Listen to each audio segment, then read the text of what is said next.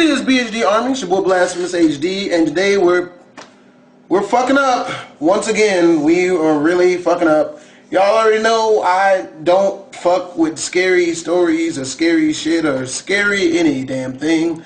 But a lot of you guys have been asking for me to watch more scary stories because you obviously don't care about me. And today, unfortunately, we're here to do so. This video is called 4 Nightmarish True Scary Stories. And it is, of course, by Mr. Nightmare. He's one of the top scary storytellers on YouTube. If you guys want to watch the original video, as we tend to chop some parts out, make sure to go click the link in the description down below.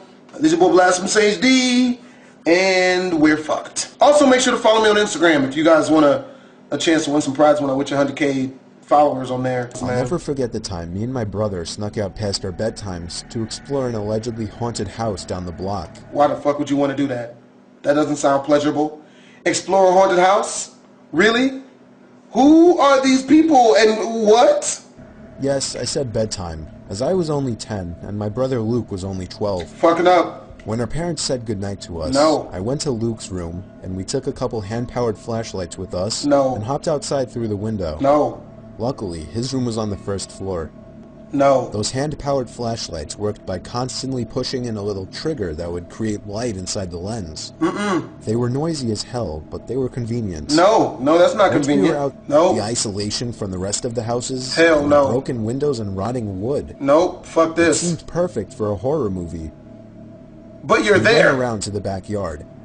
This was all my curious and confident brother's idea. I was scared shitless. The door was locked, as expected. I love how it's all your brothers doing and shit, but you gonna go with him? Really? Man, I love my brother. I'd have just let his ass go in there and die. I'm not going with you. No, that stick together shit is a myth, and that is real. He grabbed a plank of wood laying in the grass No. and began smashing the already chipped window. No. Eventually there was enough of an opening to unlock it and slide it up completely. It seemed we were the first to enter the house, shockingly, or at least from the back. We went upstairs to the main floor from the little den area and continued cranking the flashlights. That's when we heard the slightest crack in the floorboards from right above us. See, that's what I don't like about Mr. Nightmare. His shit is too well done. He adds sounds in it. I don't want to hear sounds. You know, I want to hear the story, and then that is it. We both jumped. I tugged for Luke to leave, but he told me the place is old as hell. It's just house noises. These niggas ain't never seen The Grudge. Really? That's where the bitch lives, in the attic. Nigga, what are y'all doing? And I urged Luke to do the same, but he only called me stupid for suggesting something so ridiculous. Then there was another crack in the floorboards from above us. He began walking upstairs.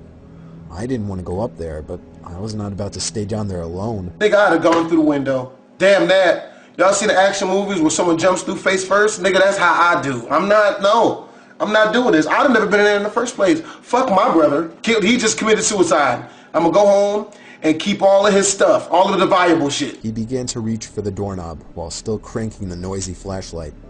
But then he stopped. I was confused. I could see in the dark he was moving his ear up against the door, listening for something.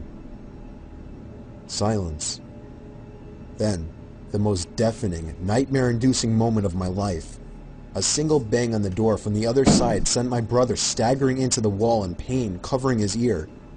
We dropped the flashlights and ran straight out the back door and back home.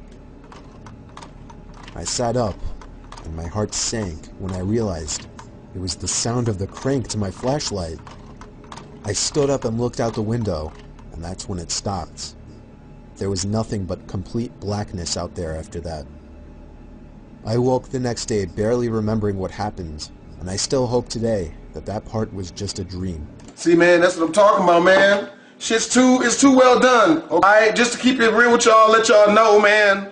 When he tells me that a fucked up sound is coming through, I'm moving my earphones, damn it. I get into this, I be hearing it, and I start feeling it, and the sound come through. Y'all saw in the last one I did, sound came through, nearly sent me through my fucking window.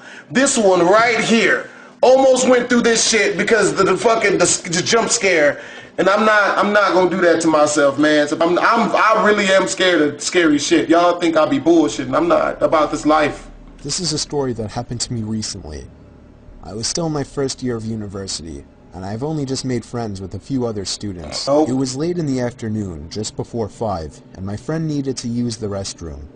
She asked me to accompany her, and I obliged, seeing it as an opportunity to rest my eyes from the strains of the projector. I thought he was about to say it's seen as an opportunity to possibly get inside of her vagina. Because he said it was a female, I think. You know, because that'd be, oh, hey, you know, oh man, it sure is lonely outside this bathroom door. Can I come in and watch? No? Okay. She rushed into one of the stalls, and I waited outside. Now that I think about it, watching someone pee probably isn't that arousing to either one of us. Yeah, I fucked that up. It's not sexy. Inside the bathroom. As soon as I sat down, she barged into the class, calling out for me. According to her claim, she heard the sink's tap turn on and thought it was me playing a prank. As she opened the door, she saw no one else in the restroom besides herself, yet the other stall next to her was locked from the inside. Thinking it was someone else on the toilet, she asked if it was me.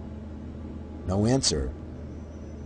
Curious, she looked down the gap but saw no shoes or legs, yet heard feminine whispers and humming from that particular stall. Frightened, she left without saying another word. Class ended and we went home, but the thought of the occurrence remained. We later learned from one of the janitors that no one should ever be in the restroom after 5 in the evening, as there is a known ghost of a woman who resides in the stalls. Now, maybe that's why I only like the shit inside of my house and casino bathrooms for some reason. They have the nicest handicap bathroom stalls. Don't judge me, okay? And they got bars for power squeezing in case it's a rough one. Don't judge me, okay? Oh, but yeah, I don't. Yeah, that's fuck that. Damn that. I wouldn't have went to this university in the first fucking place, dude. I'll go to public college out this bitch. I'd rather get shot at than haunted, and that's real. This happened a few months ago while I was serving in Japan as a missionary for the Mormon Church. No. I was in the country for 2 years, and my time to return home was approaching.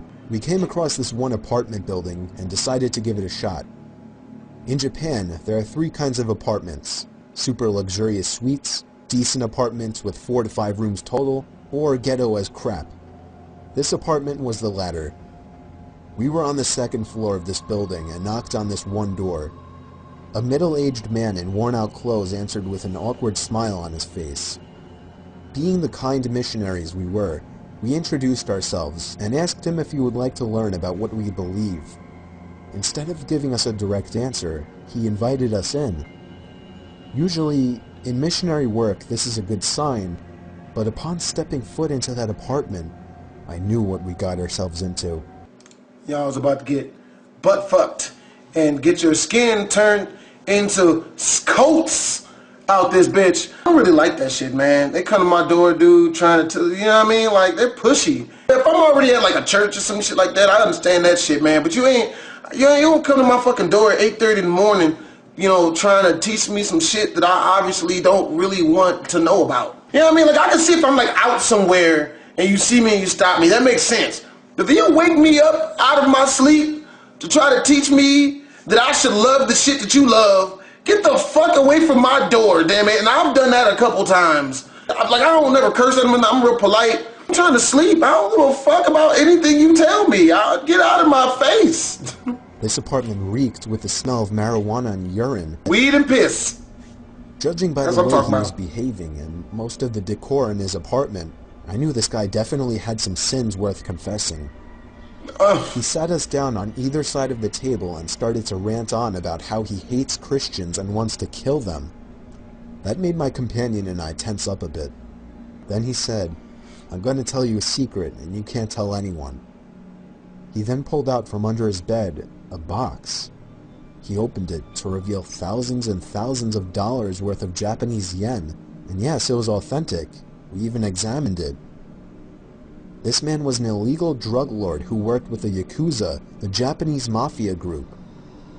We then realized that if this man knew what he just did and showed us, he would kill us for sure, or at least take us hostage. My companion and I feared for our lives and tried to come up with an excuse to get away. But he wouldn't let us go. He kept ranting on about irrelevant things and saying how Christianity was an evil cult of some kind. We tried to explain our side of the story, but there's no use in reasoning with a drunk drug lord who works... I find the best way to get out of shit with like crazy situations like this, be like, oh man, dude, I got this bad bitch who's trying to smash me at my apartment. I gotta go. You know, you can't hit him with the, oh, well, you know, I think it's late. That shit don't work. You gotta lie. You gotta lie good. Japanese mafia. It then got to the point where we practically had to run for the door. We said we were leaving, stood up, and quickly walked over to the door. The guy then stood up and began to reach for something in a box, but we never saw what it was. As soon as the door closed, we bolted home, faster than we ever had. The last thing we wanted was him sobering up to find out he had revealed his deepest, darkest secrets to 2 Christian missionaries from America. Those 2 dudes did not deserve that, you know, just because they're running around, you know what I mean, trying to preach to people. But yeah, you probably shouldn't go into people's fucking apartments, man. And it's really crazy too, because whenever I run into one of these people that, you know what I mean, stop me, hey man, believe in what I believe or you're going to hell. They literally try to push into your apartment. They've done it to me. I don't give a fuck about none of the shit you're telling me. I'm already me. There's nothing, you know what I mean? The only way they won't like switch me is if I'm on like a fence or some shit. But yo, I hope you guys enjoyed this video. You know, this wasn't as bad as I thought it would be, luckily enough for myself. If you guys do want to watch the original video in its entirety, as we've chopped parts out, the original link is in the description down below. You're going to have to watch the whole entire thing on Mr. Nightmare's channel, which again, the link is in the description down below to watch the whole thing, because we chop parts out. It's BlastphamousHD.